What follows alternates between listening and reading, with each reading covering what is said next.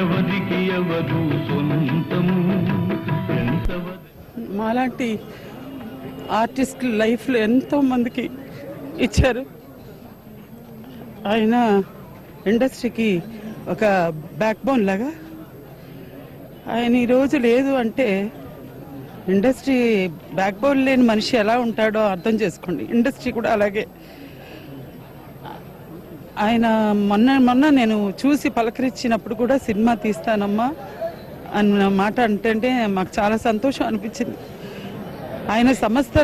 ఆయన సంస్థలో చెయ్యని వాళ్ళు లేరు అంటే చెప్పుకుంటే ఆశ్చర్యం. కానీ అందరూ చేశారు. ఆయన సంస్థలో అందరూ నటులు అయ్యి ఒక్క రూపాయి కూడా ఆయనది తినకుండా ఉండే నటులే లేరు. అలాంటి మహానుభావుడు ఈరోజు లేరు అని మనం అనుకుంటున్నాం. కానీ అసలు